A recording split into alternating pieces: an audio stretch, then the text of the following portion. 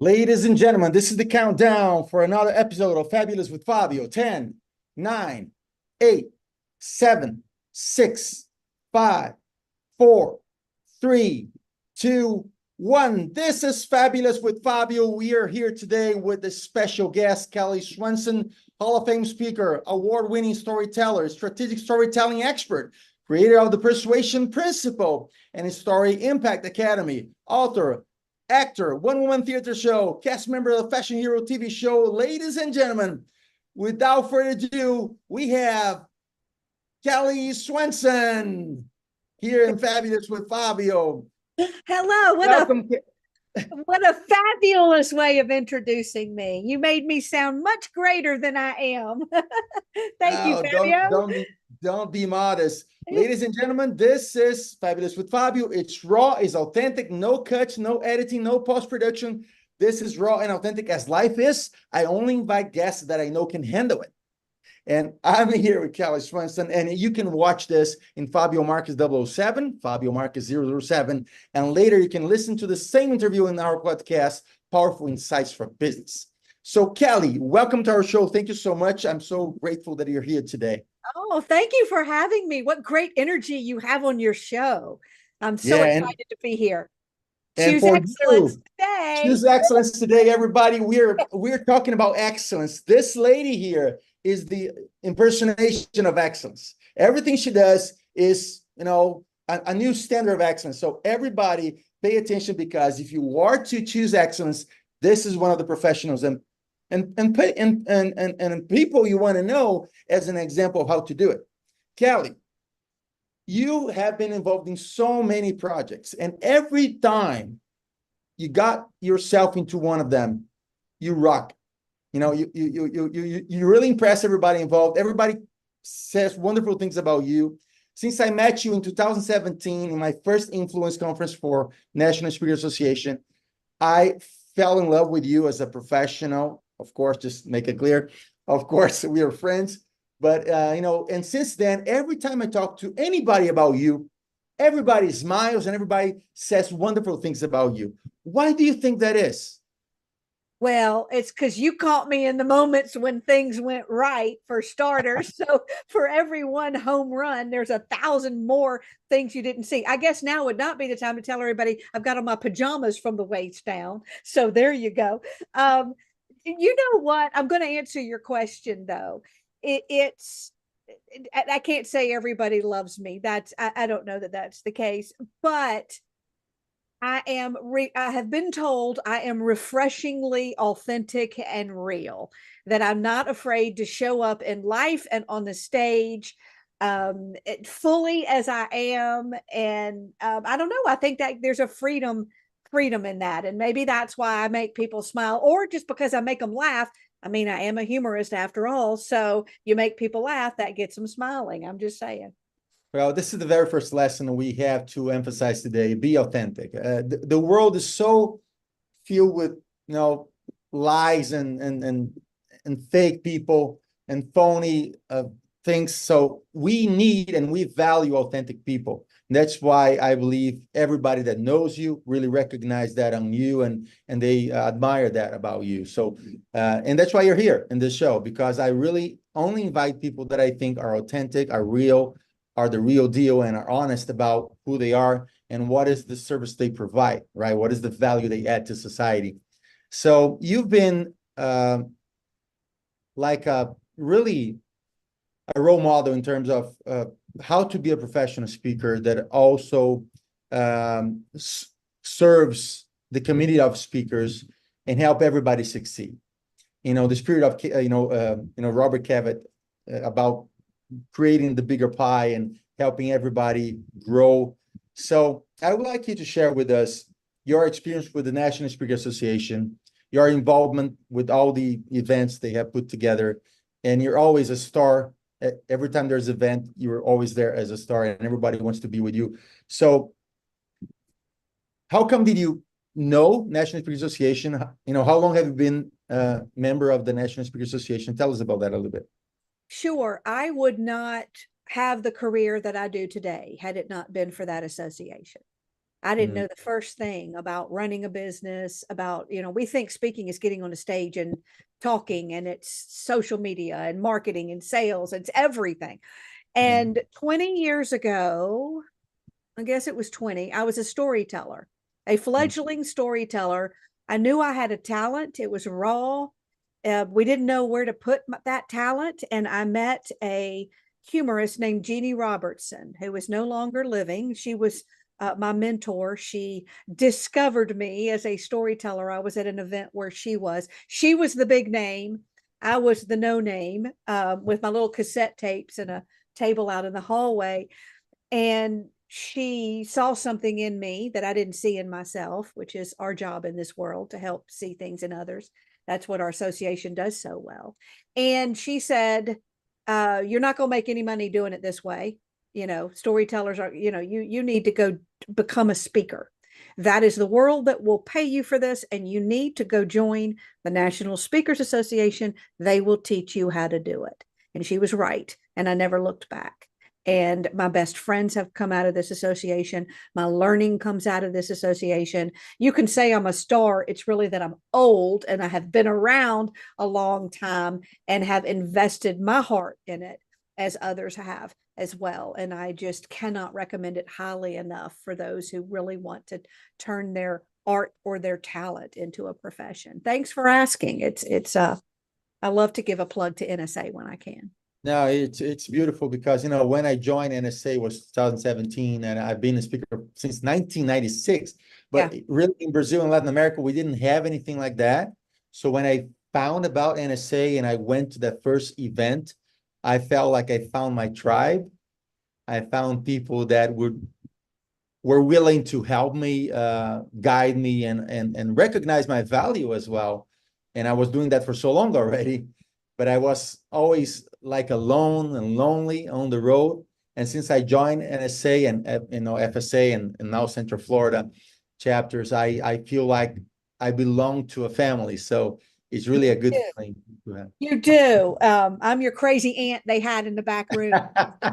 One thing I want to say about that too is there are a lot of groups in the country that speakers can join and be part of and find masterminding with and fellowship. What I love about our association is it represents the industry. It's Yeah. it's it's a it's an industry association where you can stay in touch with what's relevant and what's happening in an industry, as opposed to, oh, I'm going to go join this small group of speakers, or I'm going to go, it represents our industry and they're always looking out to get the temperature and what's coming and, that Mhm. kind of a thing too. I just wanted to note that as well. Perfect. Let's talk about your main values now. I want to know what you value the most. What are super important to you as a person? Just personal values, right? Yeah, personal values. Um, I don't always live in alignment because as I'm starting to say them, I'm thinking, well, you don't always spend the amount of time necessary. But you ask me a question, I'll answer it without rambling. I'm actually giving myself time to think, but I don't have to think about it. The things that matter most to me in my life are my faith, my family, my country, my work as an artist. I take great pride in my work, and hopefully the good kind of pride. And if people were to, if I were gone and I wanted to say how people, I'm not wording this right. When I'm gone, I want people to have known me for my character, for my kindness, and for being a really, really good storyteller and making them laugh. That's what I value. I'm an artist first. I'm a storytelling coach second. Yeah. Somebody once told me that I have the soul of the soul of an artist, Yeah. and that touched my heart because I really think that what we do as speakers, and I'm a songwriter as well. I'm an actor myself and as well. So we are really in the business of using communication in all its forms to touch people's hearts and minds and help them see right what they're not seeing right now, help them think differently, open their minds, and maybe help them progress in life in a better way. So this is art. This is not only technical skills. This is art and science of connecting with other human beings. So I really understand you, and I admire you for that, for seeing yourself as an artist first. And then, Fabio, I make business decisions as an artist. yeah. There's a clear agreed where many of us are artists in this profession, and it's certainly the business is very clinical and it's business. But my love for the stage, my love for putting together programs that take them on an emotional journey, the artist in me always wins out when it comes to making the business decisions. Or even when I decide I don't want to run a training company. I could, I don't want to. I want to be an artist. I want to be the artist in the room. It's just interesting how, and I always tell speakers that so they don't think that, so they understand my model is that I want to, when I go into a corporate group, I want to be the artist in the room with feathers on her pants and, you know, where'd they find this woman? But wow, watch her go. Does that make sense? Yeah. Yeah. Yeah. How would you define yourself in your worst moments? Oh, I'm awful in my work. In my worst, I've never had that question. I don't even know how to answer that question. In my worst moments, I'm short-tempered. I'm incredibly introverted and shy. So being around people is very hard for me, and I don't want to do it. And I don't want to go out to dinner with people, and I don't want to meet everybody at an event afterwards. I know it's surprising I'm a speaker, but in my worst moments, I want to be by myself. I don't do well reaching out. I'm short-tempered. I'm quick to come up with an idea, slow to follow through. I'm addicted to hair pieces, and I do not know what moderation looks like. You know, I'm all in for everything to a fault. Yeah, what else? Next question. Is that enough of my qualities? And I'm giving you the best side. This is important because so many people think that we are perfect. We don't have any problems. That we always have this bright side. We're always willing to be positive and be willing to connect with people. So I want people to see that even a star like you, right, has difficult moments. You know, I still get nervous on stage. I still beat myself up. I've got a speech coming up this weekend, and I have been absolutely beating myself up. How should I start it? Should I start it that way? Should I not? They're not going to like this. If there is one resounding theme that I keep saying I'm going to let go of, it is that, is this good enough? I mean, is this ridiculous that, you know, I saw somebody, and I won't name names, come off the stage, and that person was a hero to me. Okay. So they were miles ahead. I want to be you when I grow up. And they were coming off of the stage on what turned out to be their very last speech. And they were looking at everything they did wrong with it. And I should have done this, and this should have been that way, and this could have been shorter. And I knew I should have done that story, or I never would have. And I said to myself, Kelly, don't do this to yourself anymore. And I don't know, I just think that's important for people to see that even after all these years, I am still beating myself up and thinking it's not good enough. And then I have to go, for gosh sakes, they just paid you to give a speech. They're going to forget about you by dinner time anyway. Get over it. You know, I don't know. I just think that's important that people know we have insecurities all along the way as speakers. You see a star, I see somebody that I'm not sure I've gotten it right yet. Isn't that weird? And that's why you are a star, because, you know, really stars are always trying to improve themselves. You know, this is excellence. This is not perfection, but excellence is getting better and better, and trying to look for new ways to be better and to serve better and to add more value. So we are never satisfied. Okay. So choosing excellence doesn't mean to be perfect. And that's, you know, the balance. We cannot beat ourselves too much, or criticize ourselves too much, because we will never be perfect. Right. You know, perfection is one thing. It's just an idea. It doesn't really exist.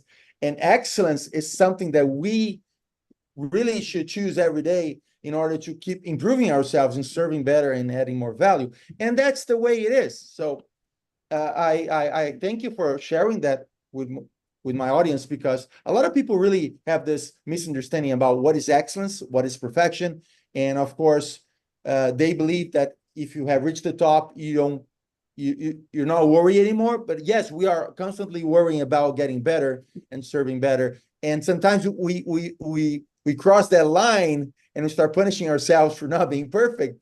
And then we have to be reminded that we will never be perfect, but we can be excellent every day, You're right? right. You're right. It is a balance. It is a balance because I do want to work hard and always be, working and massaging it, and yet I want to enjoy the dance. I always look at the music industry as an example. The guy or girl who gets up there and they just play their music and they don't care if anybody's paying attention. They're just up there playing their little guitar and then they leave.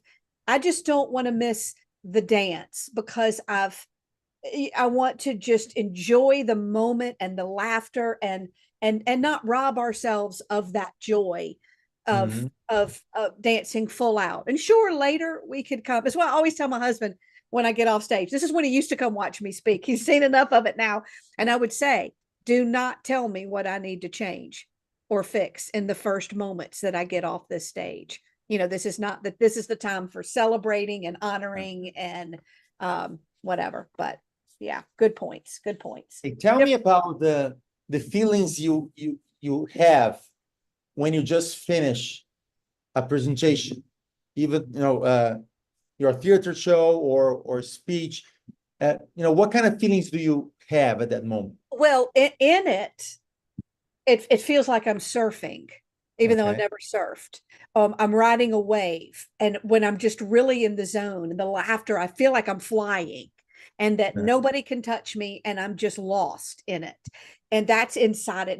And to hear the roar of them laughing or a pin drop, it's just I'm suspended in the story and everybody else has disappeared. And I love that feeling, but I also love because it's not just theater, it's speaking, looking in their eyes and having this conversation with them and watching the laughter. So there's so much inside it. When I'm finished, the first thing I feel, and I wonder if anybody else is like this, is a crushing sense of vulnerability. I feel a sense like I've just been naked and I want to go hide. They used to have the hardest time with me because I wouldn't stand and receive my applause. They're like, Kelly, you have to stand up there and let them clap for you. You are not allowed to run off the stage. But if I have to be honest, that's my first feeling is I want to go run and hide because I've just bared. And Fabio, I bare my soul on stage. I talk to myself in a mirror. I'm telling stories about being the picked on kid and having an imaginary town. I really am bearing my soul, and it leaves you really feeling vulnerable. But then I don't know. The feelings are different, I guess, when you walk off a stage, because sometimes you're walking right off into the audience, and then Yeah. sometimes you're walking off and you're in a green room, and now you're by yourself, and you have no idea. It's like, whoa, I wonder if they liked it. We all want that standing ovation because we think that measures how well we did, which is totally irrelevant. Half the people don't stand up anymore. So sometimes I don't know. Do you ever feel, Fabio, like you walk away and you're not sure? You know how you did, but you felt like you did it in a vacuum. You're like, well, okay, they clapped. I guess they liked it. I don't know, especially during COVID, when I'd have to do this stuff and I really couldn't see the audience. And I had to just speak into a black hole of nothing and just get lost in it anyway and assume that they were there. I don't know if I answered that in the way that you wanted me to answer it. No, it's cool. There's not a specific or particular way of answering it. It's just I just want you to share how you. Ask me questions. I've been doing this for 20 years and I haven't, some of these questions are stumping me. I haven't been asked that before. Well Yes, done, my people friend. tell me all the time, what kind of question Yes. is that? All right. So now let's move a little bit forward into the future, and let's picture your future in 10 years from now. Okay. I would like you to share your vision, your dreams with us, because I really believe that when someone like you, that is so special, shares their vision, people feel inspired to create their vision as well, if they don't have one, or at least they reflect on their vision about the future, and and they question themselves, am I really believing in myself? Because if they don't have dreams, they don't have vision about things they want to achieve or become or give, life is kind of empty, right? So I would like you to share your vision, your dreams with us, if you can. And I realized recently when I was listening to someone that I've been confusing visions with goals and slapping all these things up that I said were my vision and they're really goals. So I get tripped up a little on the question, but I'm going to answer it of what I see ahead, of what the next chapter looks like for me, almost in terms of the boxes I have left to check. And some of them are practical, selfish, for whatever reason. They're the boxes that are still left unchecked that I would like to experience in my lifetime before my time is up. One of them is I would love to know what it feels like to have, this is very practical, to have a company book me to go deep with their employees on crafting their stories. I didn't create a company to do that, but just once I would love someone to hire me and I'm their on site, though not on site, storyteller. I'd like to know what that feels like to get to take a team and infiltrate them with the talents and the skills that I have. And I want maybe sales and marketing would be the people I would work with. That's one.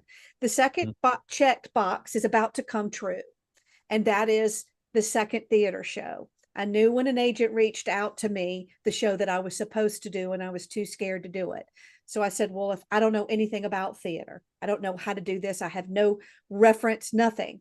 So I said, let me use the material I've already been doing about my own life and call it Who Hijacked My Fairy Tale. Let's play it safe, even though there was nothing safe about it. It was scary. Now we're launching the second one in October. This is Pride's Hollow. There's a lot of fear in me around it, but this is the art I was supposed to create, my imaginary town and all my people. And that would have, and the second thing in the future that's already happening was to bring them to my keynotes. That's been a dream and a fear of mine. That 20 years ago when Jeannie met me, that's what I wanted to do. And I looked around and it was too weird. It was too different. Nobody was combining make-believe and fiction and nonfiction in a keynote setting. And so I did not ever do it. And then COVID hit. And I said, no, you're not going to leave your greatest joy. My highest level of joy in my work as an artist is telling you the stories of what has happened in this town when an old man left a coin that said, what would you do if you were brave, and where it landed. The next box I would check, I'm almost done, is there's a novel in me somewhere. There's the book, a novel, the book about them. And it's not on my list yet, but that's a box I want to check in the future. Another thing I want to have, I have had events, camps, blah, blah, blah, blah, blah. My dream, and this is for the day when I don't want to travel as much, though I'll still travel. My dream is to have a conference in the city where I live. So everybody always comes to me. So I don't have to go anywhere and sleep in my own bed. I want to have a 4 or 5 day conference where each day is its own conference and has its own theme. Stories for humor and comedy, stories in sales, and you pick the track that you want to go to, and you could go attend one day or all 5 or whatever. And that may not sound like a fancy dream, but I cannot wait. I don't know what it'll be called, maybe Story Summit, but I can kind of see the grid of choose your day. And of course, I'm the guru and people are joined together by the way that they use stories in their own life. And we learn and we go off and they work on them and we come back, very hands-on, very interactive thing. And I think that's it. Those are my, I have personal dreams, finance, dreams of where I want to be in my finances. I'll keep that personal, but there are other areas in terms of family. And some of my work ties into that because being near here, relates to me being able to take care of aging parents and that sort of a thing. Because family is very important. And for as long as I can, I want to live near my extended family. So right now I came to Brazil and I'm spending here like 2 or 3 months just to take care of my parents because they're kind of sick. So I really relate to that. Family is super important to me as well. let me ask you this now. Let's assume that every one of the dreams and visions you just share with us will come true. Okay, they will be realized, and so imagine now everything that you ever dreamed is happening or has happened, and how do you visualize the impact in the world? How will the world of those people that you touched Yes. be different because of your vision coming true? Well, I believe in speaking to the one, that speaking to the one is just as powerful as speaking to the many. And so if my audience had 4 people in it or 1,000, somebody received a message. I believe that these are divine appointments that we are put on in life. And I've already been on that course, and that I believe that the words we send out don't come back empty and void. And that even though we can't see the ripple effect, the tiny bit we have seen that we are given as gifts, the person who called you, the person who sent you a letter, the person who cried in the parking lot to tell you, and that is one of the most beautiful things about my job. What a gift it is to go to work and to do what comes so easy to me when somebody else had to get on a roof all day and nail shingles onto a roof in the heat. And I get to go in air conditioning, stand up on a stage and tell stories that I was good at for as long as I could remember. I mean, talk about gratitude and privilege. And to know that, and it's the story that does it, not the information, that people believe me in that moment, and that they are receiving a message of affirmation, of hope, of permission, of their thoughts are being challenged. It's really unbelievable how much of an impact we have in this world, whether you've chosen to speak to 4 children and by a hissing furnace in a Sunday school classroom. I have a story I won't go into about my grandmother, who believed that you were put in people's life for a reason, that that's what influence is, no matter what your job is. And that she had this way, Fabio, what my grandmother did, of being able to meet somebody. It didn't matter if it was a stranger or she'd known them for a lifetime. She would start asking them questions about their own life. And the way she would step into your life and look at it gave you this whole sense of renewed, wide-eyed wonder and awe. And at how she could, I don't know, she helped you see your own life with meaning. And that is what we do. That's what I do in my job. So all of the goals and visions aside, I am quite clear, though sometimes I lose perspective and ego gets in the way and I worry more about the paycheck. I mean, I'm human. I treat it is a business after all.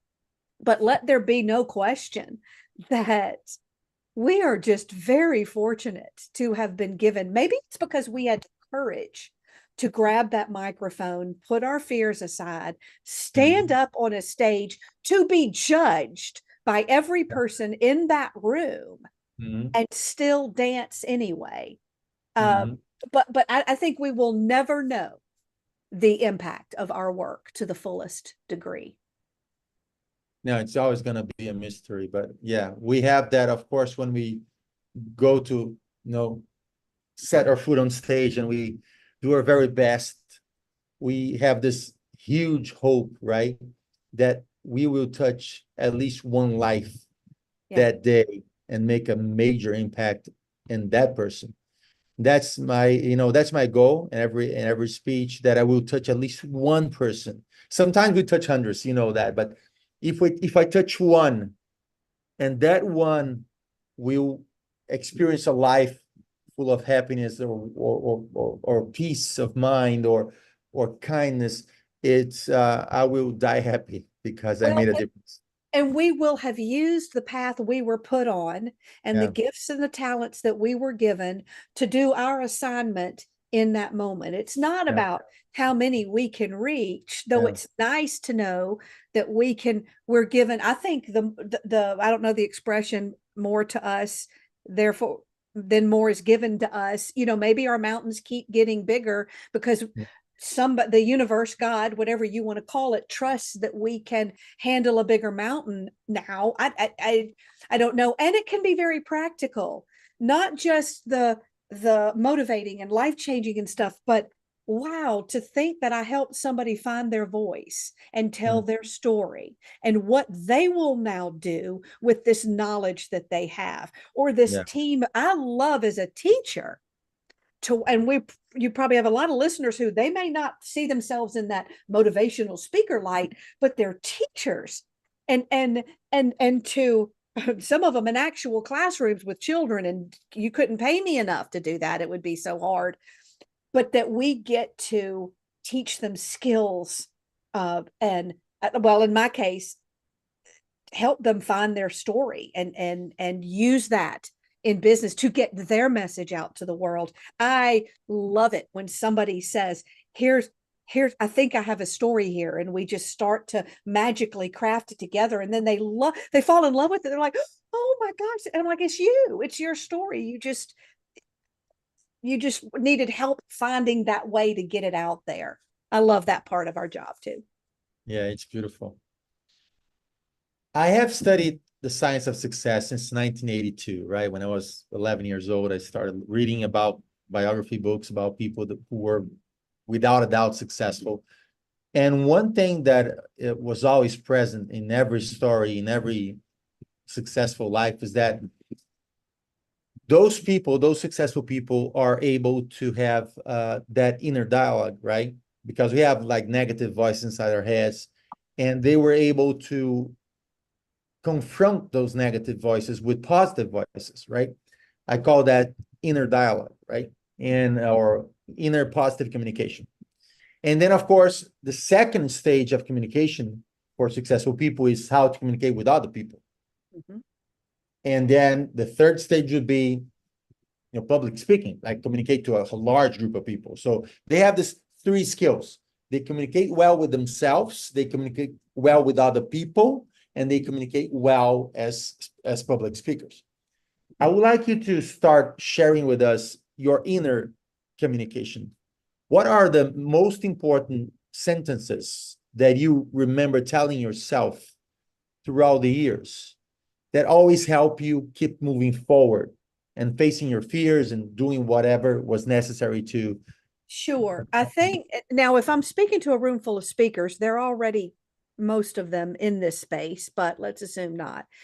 The first thing I had to do was understand that there was an inner script. I call it your inner script, and that it's you talk to you more than anybody else. Mm-hmm. And so I had to understand the power I had over that. As a little girl being picked on and bullied, I created an imaginary town. That's where Pride's Hollow came from, as a little girl, picked on kid. And what I was doing was using make-believe to escape. And I was writing a story I could live in. When I was little, that was weird. Talking to people you couldn't see. She has this whole made-up town. As an adult, well, it still felt weird. But now that I really look at it, I had learned to write a story that I could live in, where a shy kid could become anything with the stroke of a pen. And that was the first thing I had to learn in my own life, is that reality, and this is kind of deep, I hope I can say it right. I believe reality is data. Reality is facts, the things happening around you, what's on the news, what that person just called me yesterday, whatever. That's data. Life is the story that we write with that data. That one thing that happened in our society, and thousands of people all went away and they wrote a different story.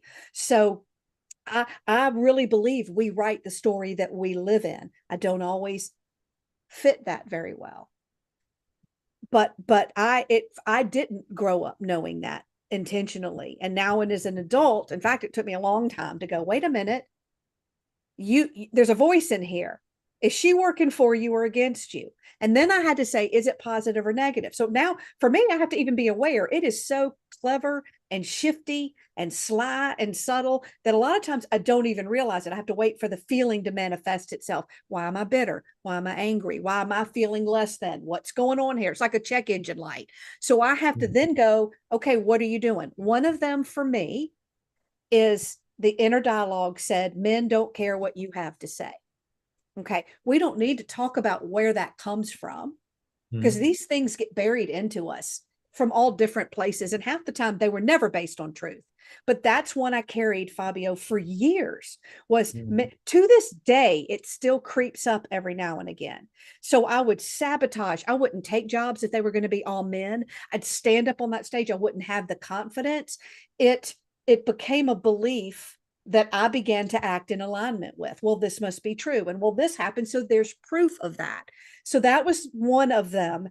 I had to learn to rewrite and to go, well, what is the truth? What is the evidence? I was like, oh my gosh, my best friends are men.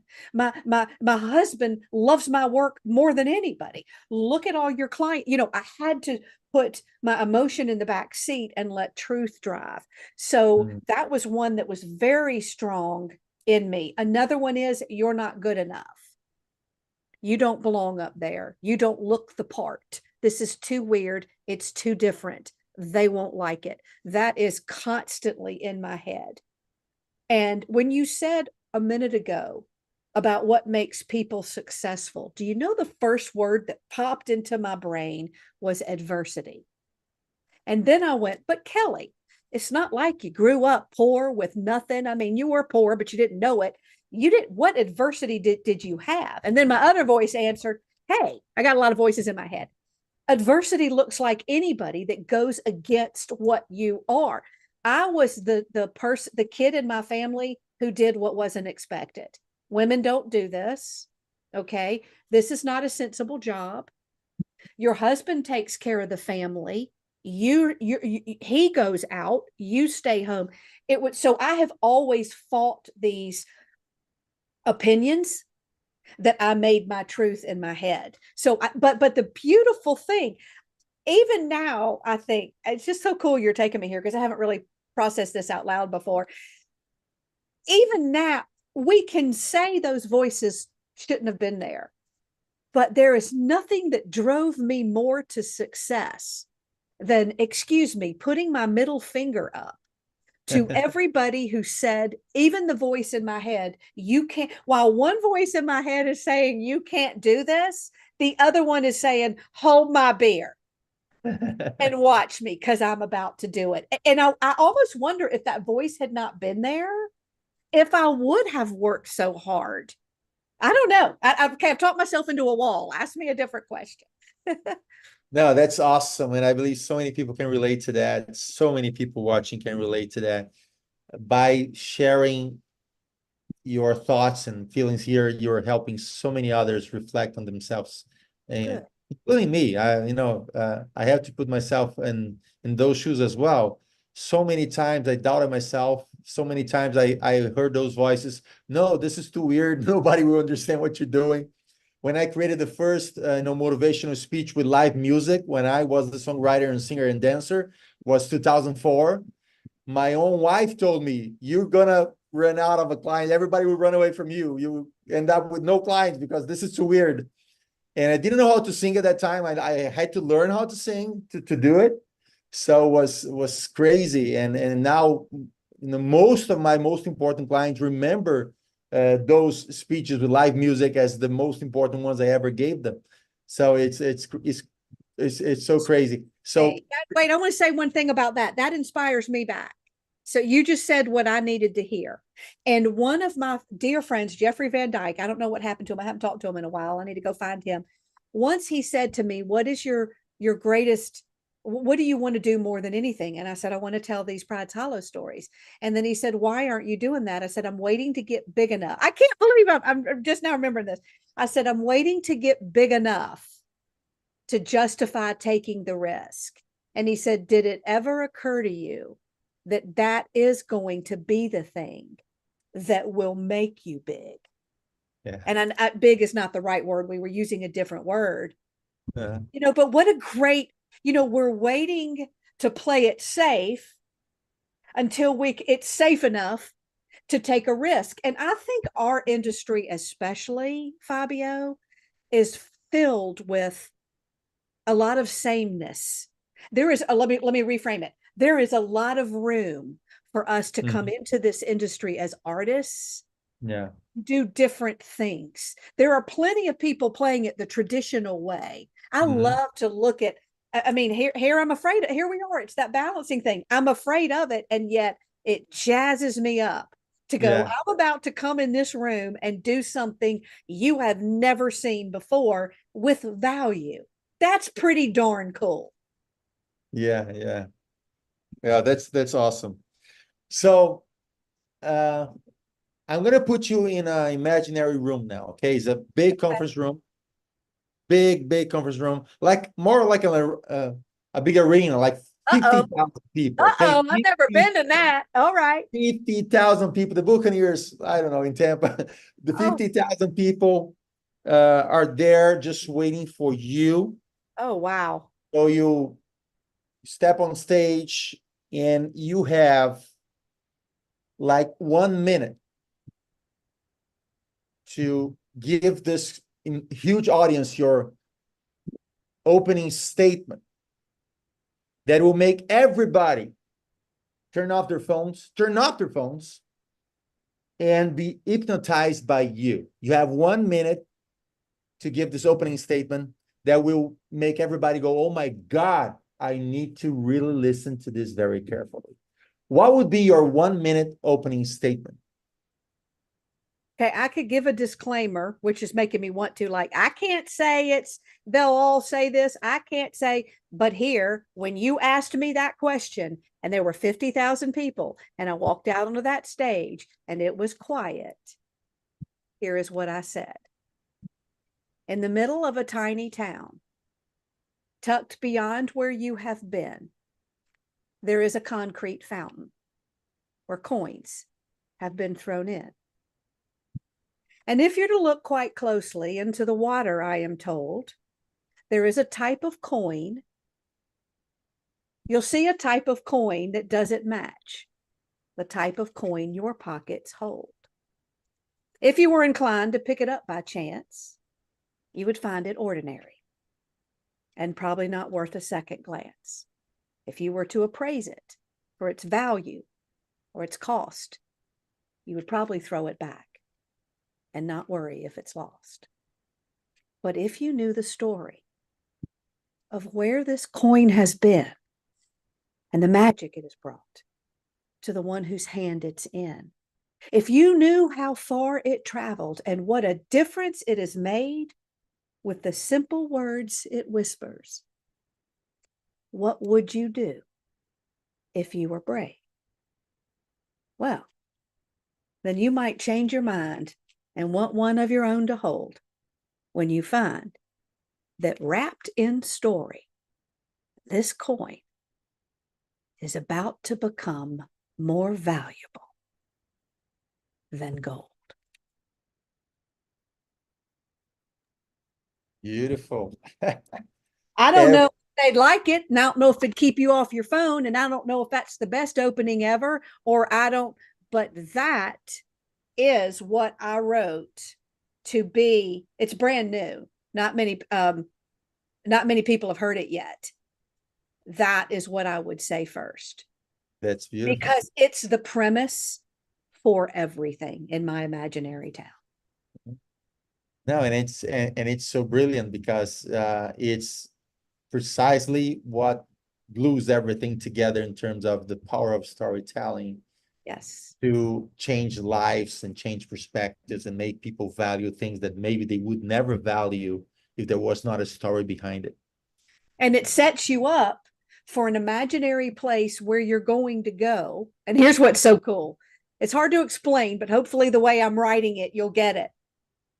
This imaginary place that the little girl stumbles into when she goes through her mirror to the other side of what the world expects her to be.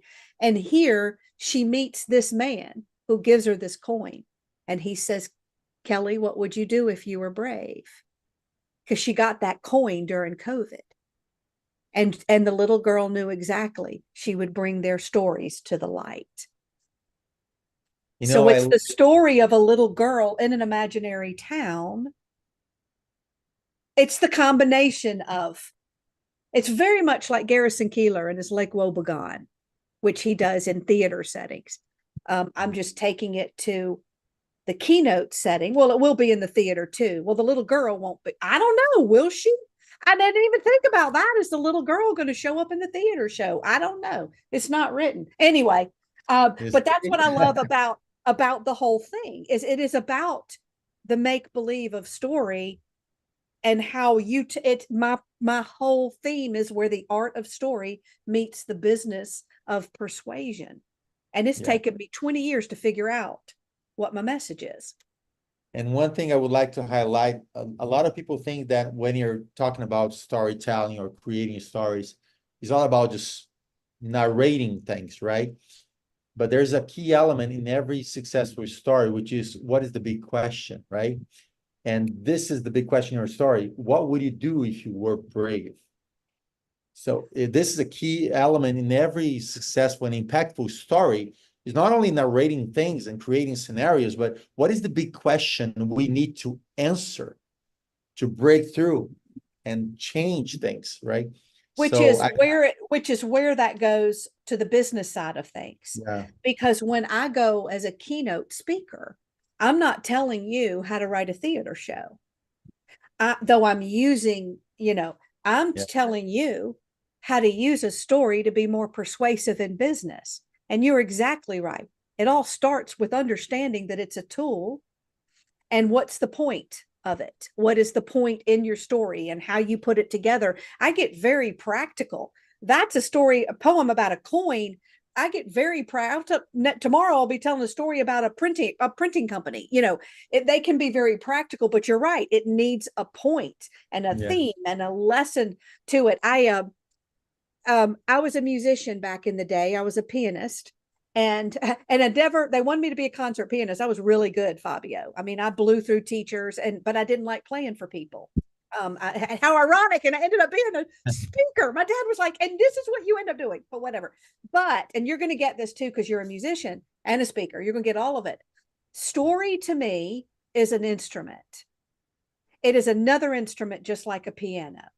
With the piano, I had to learn technique, and I had to learn where the notes are and where they go. I had to learn structure and scales and which fingers you use. And then I had to play basic songs. And then after a certain point, you begin to make the music your own, and you figure out how to take your audience on a journey and play it your way. Story is an instrument. And many people in business, first of all, they don't even know if they want to play the piano, so I've got to convince them why you need to be paying attention to story in your business in the first place.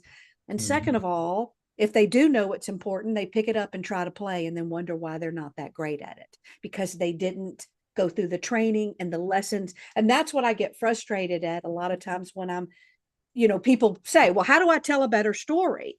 And I'm like, you're skipping so many steps. There's so much underneath it. But yeah, I see it as an instrument. And when you really see how you can pluck emotions and take people on highs and lows and pull them in and make them laugh and make them think. I mean, it is exactly the same thing you do when you pick up a piece of music and decide how you're going to play it. And I get geeky about this. And now there's the teacher in me coming out, or the artist talking about my work. And there's no right or wrong way to do it. They're all notes. So you could decide you want your notes to be this way, or your music's going to be loud and bold, and yours is going to be softer and quieter. And I see the whole keynote, actually, or a sales presentation, but a keynote as being a piece of music as well. But anyway, that just popped in when you were talking about the point of your story, the message. One thing I love about professional speaking is that they use the term keynote speaking, right? So it's from music. What is the tone of the entire conference? Okay, I've never put two and two together. I thought of I thought of the keynote of a conference, like the main note you want to make. Never occurred to me to relate the word keynote to music. That was the first thing I related in my life. Keynote speaking is from music. The keynote from any. Give me a Uh, book, I eat the pages. Look, you're teaching me something to learn every day. You're exactly right. The keynote. Note. It's that, Fabio. okay. So, speaking about lessons, Yeah. I want to know what were the key 3 lessons you learned from life, from mentors, from whatever, that really made a huge impact in your life and work. That's hard. You made it broad, just like key lessons in life and work. Well, one is don't try to be what you think everybody else wants or needs you to be, or what you need to be to make the money you need to make. Okay. My advice that I needed to hear was what I wish I had told what I wish I knew 20 years ago or 30 years ago was, girl, you go be you. You go create exactly what you want to create the way you envision it. And you will find the people that like that. It may not be the majority, and you're going to be okay with that because you're going to love every moment of that dance. That would be the first piece of advice that I would give. Hold your horses there. This is so important. We have to stress this out because there are so many gurus out there telling people sell the product they want to buy, offer the service they want to buy. So don't create something that nobody will care about. So a lot of people are saying, don't be you. Maybe nobody wants you. Be what is already selling. And you are saying, no, be you. And there will be enough people Okay. that will feel serviced or served well by that. And and the major point here is, why is that so many rock stars, right, that are loved by millions, they end up in overdose, right, or Yeah. alcohol because they're not really happy? Yeah.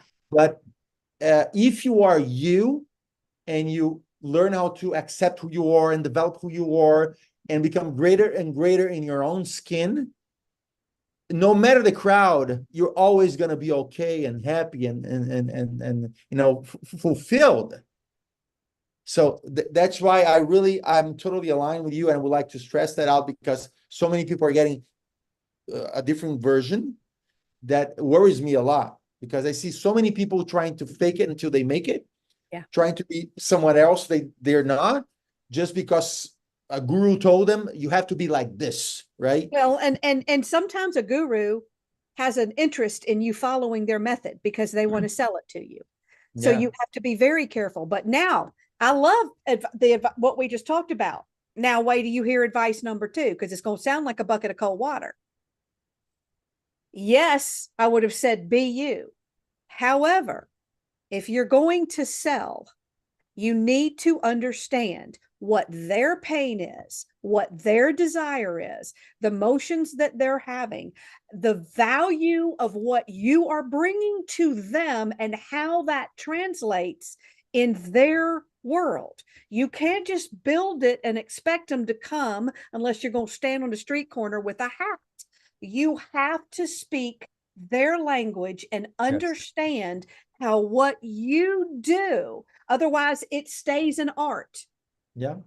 How what you do solves their problems, and learn that language and learn to use the words they use.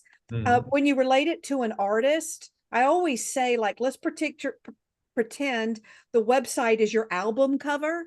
And as the speaker, you're the artist. You as the artist decide what type of music you're going to play. That's what we talked about first. What kind of artist are you going to be? What you going to wear? What kind of music you going to play? What instruments you going to use? Whatever. Then the other story you're telling is theirs. So on that album cover, it needs to be things like help you close more sales, energize your team, create a personal brand, whatever.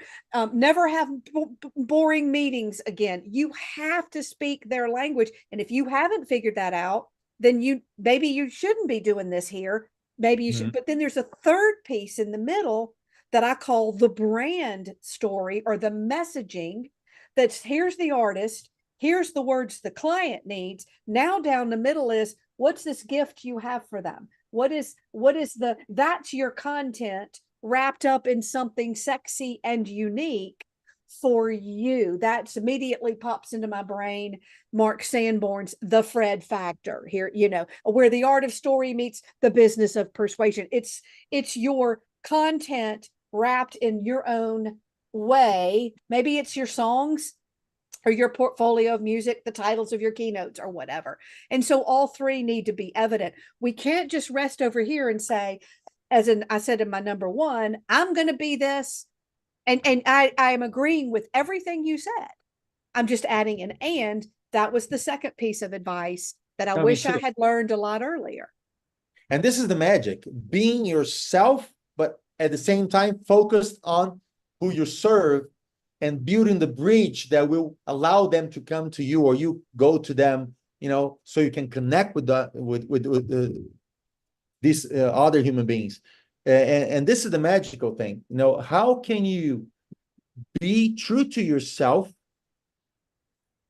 and at the same time be so connected to other human beings so you can really understand them and solve their problems for good?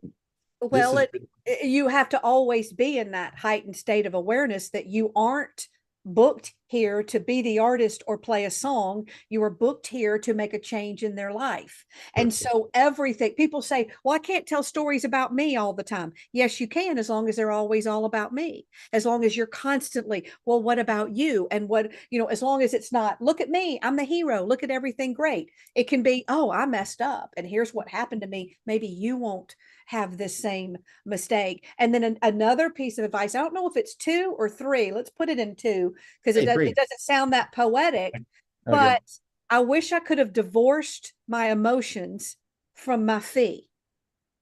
A fee is not a label you wear. The art for me as an artist, it's very hard sometimes to think as a business person. I'm CEO of my company. My fee is not, it's not what I'm worth. Though hopefully at some point I determined what it's worth for me to go do my job. It's about what the market perceives your value to be. And that was a big shift for me, that you hear a lot of people, but I'm worth this. That is not, well, I hope you're going for what you're worth, but that's not the question. People aren't paying you on you. This client has this budget. They're not paying you that because you're worth that. They're paying you. Anyway, that was an important, and you said 3. What would be the third? Just general advice. Well, my mother used to say, don't write anything that you wouldn't want anybody to read out loud. And then my father used to say, the only thing better than sex is compound interest. He was a money guy. So he was always teaching me about money. But if I had to pull it together, the best piece of advice, I don't know who gave it to me, but the piece of advice I give myself, and you asked me a big question, so I'm going to give you a big answer, is that there is a much bigger story playing out than my own individual story and then my neighbor's story. There is a bigger power and a higher power. And for me, living in alignment with that, and that I'm a piece of that, not that exists to serve me, is a big part of what I try to keep at the core of who I am. I don't always get it right. In fact, I probably most of the time don't get it right, but it doesn't change the truth. Beautiful, beautiful. Thank you so much for sharing so many golden nuggets for us to reflect on. Let's go to the final. Uh-oh. God, there's more? What could be the final question? I'm scared. No, it's not the final question. This is really simple. Okay. People watching you by now, they're very convinced about the power of storytelling, and they got to know you better. So probably they're asking themselves, okay, what if I want to get better in using stories to create value, to communicate my message, whatever? What would be the first very tiny, very simple action steps people could take to start getting better in creating or telling their stories and connecting those stories to other people into their business or whatever? So very tiny. I don't know, this is not going to solve their problems for good, but This will Okay. give them like a point to start. And of course, later they can contact you, and we're going to get there, how they can contact you. But Right, right. okay. In every moment, whether Mhm. you're what kind of business you're in, we're all in the business of persuasion. All Okay. right. So if I can get everybody nodding that yes, to some degree, you're trying to influence somebody else to Mhm. get them to do what you want them to do. My piece of advice is twofold. Number one, please go research what story can do that your information cannot do. So, but my homework or my piece of advice to get you going, other than to start taking piano lessons, would be in the next moment. Let's just say the next one. Let's don't say every one. The next moment you've been given to talk to someone and influence them, whether it's your child to clean up his room, whether it's a staff meeting, whether it's a social media post, whatever moment you've been given when it is very important to you to persuade and influence this person, ask yourself, is there a story I can share that illustrates this? And share it. That's it. Just do that. Mhm. Beautiful. Beautiful, Callie. Well, of course, I'm going to put underneath the video, the description of the video, your links to your LinkedIn Sure. profile, the website, and but if they had only one channel to get in contact with you, what would it be? Like your website? No, if you had only one well, I mean, I don't mind if you go check out my website. I've certainly got all the channels. I'm everywhere. But I would love if you are a fan of story and want to be in my world, I would love for you to come to my free public network, which is called storyimpactnetwork.com. It's actually on Mighty Networks, if anybody's familiar with the platform. It's just like a Facebook page, but it's cleaner. And I own the, I can talk to people Yeah, and the see space what you you're want. doing. Yeah. Okay. So Story Impact Network, it's just my own little community of people that if you ask me a question, I'll hear you and I'll actually see the post. That's where I would love it and we can stay in touch. You can be part of my little world. It's not a big community, but it's all right. Okay, so it's storyimpactnetwork.com. Is that right? Uh-huh. Uh-huh. Perfect. Got to set up a Perfect. profile. You'll be fine. It's not hard. Well, I want to thank you so much, Callie. I'm really grateful. I feel blessed for having met you and for having the chance today to bring you to my audience. You're so generous and so bright at the same time, which is a perfect combination to serve mankind. I want to thank you, thank you, thank you, thank you. I hope a lot of people will watch this interview, will take notes, will grow from this interview, and I'm sure that at least a few lives we will change if they pay attention to your message and to your advices. We will make an impact in a few lives for sure. And I really, I'm here for you. You know, if there anything I can do to help you fulfill your dreams and your visions, I would be more than glad to help you accomplish everything you deserve to accomplish, because you are really a fabulous human being. And I'm very honored to have had this opportunity of interviewing you today. Well, thank you. And the honor's been all mine. And I will remember that next time I need bail money that Fabio has promised to bail me out of jail. But you gave me an inspiration today I needed. This was very timely. Just as I hope somebody listening heard Mhm. what they needed to hear today, I needed somebody to inspire me to keep going on this path and to not be afraid. And you gave me exactly what I needed today. So thank you for that. It's an honor that people would care what I have to say. It's a little scary not knowing where we're going to be going with it, but hey, beautiful things happen when you open up. So thank you for having me, and hopefully I can come back again one day in the future. Surely, surely. Ladies and gentlemen, this is Fabulous with Fabio. We had today Kelly Swanson. You can listen and watch this interview in Fabio Marques 007, Fabio Marques 007, and Fabulous with Fabio podcast. And of course, later you can listen to the same interview in our podcast, Powerful Insights for Business. Stay healthy, Go for your dreams, be yourself, choose excellence today, and everything will be brighter tomorrow. Thank you, Callie. See